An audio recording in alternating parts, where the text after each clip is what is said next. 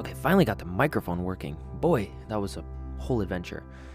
Anyways, what I was initially trying to say is vulnerability is scary, dude. Like, you ever really tried it? You ever really tried to talk about how you're honestly feeling? I've been challenging myself recently where I'm trying to do less over text and more so in person, over the phone, even a voice recording. And let me tell you, all of those things give you less opportunities to edit what you want to say, or I don't know, the pauses make it much more real. You have to think on the spot. Especially if you do something over the phone or in person, there is no do-overs. You're kind of just having a conversation. But then having a voice recording is also something that I'm not gonna sit here in front of my computer and do these crazy edits of what I want to say. No, I'm just gonna go on my phone and record a regular message, right? Here's the thing. I know what I'm about to say for maybe the first 15 seconds, and then after that, my brain goes empty, but I know I have more to say. I had some people that I haven't reached out to in a while. If you remember last month, I was having a bit of a down time, a little down season, in that my mood was really down and I was not showing up with energy. And because of that, I definitely let a bunch of relationships and friendships fall through the cracks, right? And I feel terrible whenever I do that and would like to make amends, would like to repair what I can, would like to do different things going forward so that something like that doesn't happen again. And a lot of times, I should say, it starts out with a bit of vulnerability. Not just apologizing, but knowing what you're apologizing for. What did I really do wrong? And now I'm taking notes because I realize I actually maybe have to record as part 2 to my messages that I sent to some people. Please hold.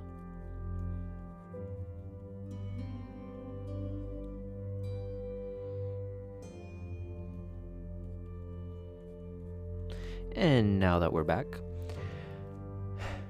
see, this is what I mean. I do the same thing for these episodes. I don't edit them. I've stopped editing them because editing has honestly, what's the word? Taken the fun out of it, right? It's almost made it just like everything else out there. Quick sound bites, quick talking, but I just want to show you this stream of consciousness type of talking, type of thinking that I have. When I used to record these episodes, I would cut out all the pauses, and some of the pauses would be half a second, some of them would be 35 seconds. Doing it this way has helped me actually think about what I wanted to say in the moment. It actually has made me a better speaker in general. And at the same time, it's also saved me a lot of time. But anyways, I'm getting off topic. The point is, what did I really do wrong? And how can I do it better next time? I had to be honest about that. And maybe you're not like me and you find it easy to apologize and take responsibility. And then maybe you are like me. And admitting you did something wrong, well, that hurts. It hurts because deep inside you think that it makes you less than. It makes you unworthy. But I'm here to tell you that's not true. I'm here to tell you that you are worthy. And we all make mistakes. We all mess up. We all fumble. But what makes you different from other people can be that you take responsibility for your mistakes and you make a commitment to do something different next time. And making a commitment to do something different next time doesn't mean saying it. It means showing it. It means doing it. I'm in a phase right now, in an area, in a time of my life, I should say, where I'm deeply looking at all the relationships in my life. I'm looking at my most treasured, most dearest friendships and relationships, the ones that I hold closest to my heart, and asking myself very important questions. Like, where is this relationship right now? Where do I want it to go? And what do I need to do to get there? What do I need to change to get there?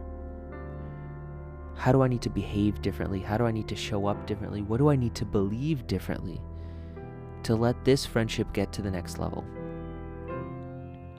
I've learned that every single relationship in my life can be upgraded. And upgraded from my side of things. There's a lot of conversations that I need to have, that I want to have, and a lot of them will be scary. Some of them may end some relationships, and not because they're a tough conversation, I guess. I'm thinking they may end because I may have to admit to a lot of people that I haven't been myself. That these people, they don't actually know who I am because I've been so afraid to be honest about who I am. It is really easy for me to put up a mask and to only show parts of myself, the parts that I think this person will like. But because of that, because they're not getting the full experience, they don't get to really know who I am. And that is doing a disservice to them. I am purposely choosing what they get to see and what they get to then enjoy, and I may never know, if I do that, what parts of me that they really love. They love this fake image, this distorted image, not the real me. And maybe it might just happen that by having this conversation and really showing them and starting to be myself, they realize, hey, you know what? Maybe I don't want to spend as much time around this guy. And that is perfectly okay. If they were only around me because of this facade that I put up, then they're not the right people to have in my life, no matter how much I love and care for them right now. And I know that that won't change. Whether they're here or not, doesn't change how much I love them. But what will change is how we show up for each other. I have this rule, I'll call it, this non-negotiable when it comes to all of my relationships. And that rule is this: I choose people who choose me. And that's not to say that every single person that chooses me, I've chosen them. No, there have been times that people have chosen me that for one reason or another, I don't spend as much time around them. I don't spend as much time with them. I don't choose them as often. But it's to say that there comes this phase where I find someone that I choose, that I say, hey, you know what? I really like your values. I really like your beliefs. I like your personality. I love your character. I want to get to know you. And this is a phase where they don't have to choose me. I'm choosing them. And I get to know them. And I'll be honest, a lot of people get this chance. There's a lot of people out in the world that have gotten the chance of Philip saying, I choose you. And then there's the phase where I see, will they choose me back? Because what I do know is that I won't chase someone forever. I won't tarnish my own health, my own mind, in order to get someone to like me. Because right now, my top priority is making sure that I'm at my best so I can show up.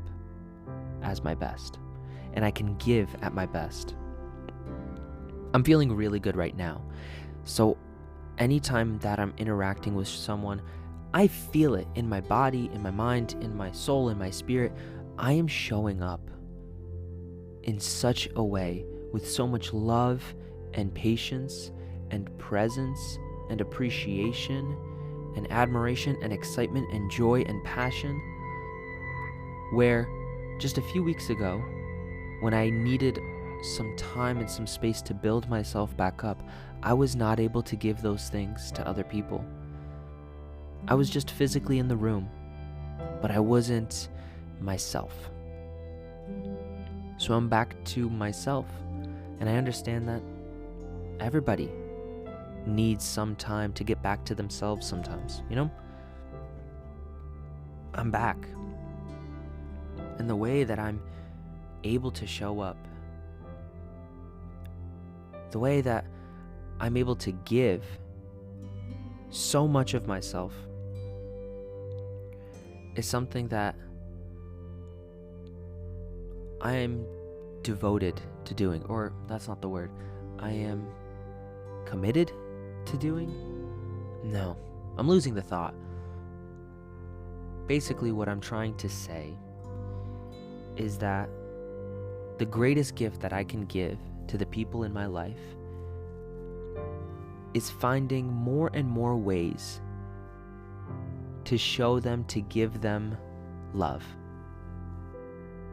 Not at the expense of my own love or my own health, but in addition to.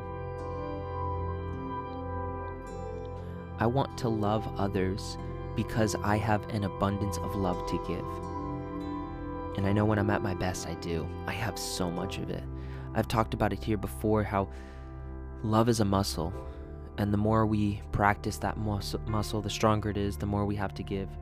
And I have been practicing that muscle day in and day out. On my lowest days, on my highest days, I'm practicing. How can I love? How could I love you? How could I love me? And so on my best days, that muscle's strong, and I have a lot of it to spread, to give. And I can't wait to have a lucky lady in my life that I could truly devote myself to, that I can truly worship, and that she can truly devote herself and worship me, because that's what I believe the best relationships are. Ones where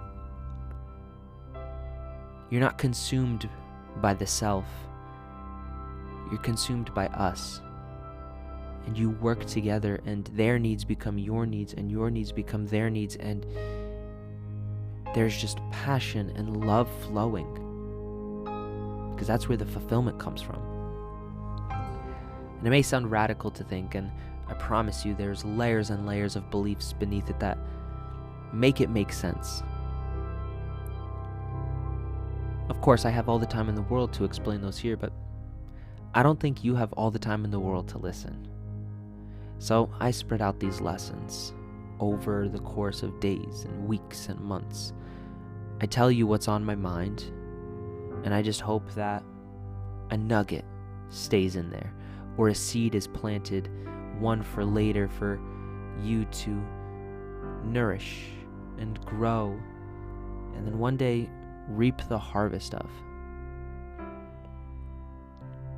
I want you to know that vulnerability, being yourself, that honesty is a gift that you have the chance to give to someone. All relationships start with the question, how can I give? If you can start with that question and truly look for an answer, I promise you every single one of your relationships will upgrade. If you do that for 90 days, you will find exactly which relationships are the ones that matter most to you, which ones are reciprocated. You will find the love in your life. Because if after 90 days of you giving as much love as you can to the people you care most about, if you find that there's those who don't return it, that is a gift to you to move on. And if you do that, you will inevitably find those that adore giving it back.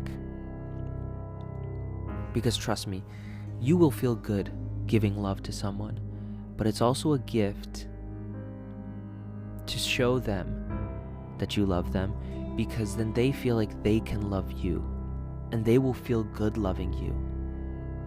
That's the gift. It's not about give and take, it's not about reciprocity, it's about just giving and allowing whatever comes to come. So anyways, I may have gotten off topic once again. When do I not? But I hope you have a beautiful rest of your day, rest of your night, whenever you're listening to this. I was going to say reading this.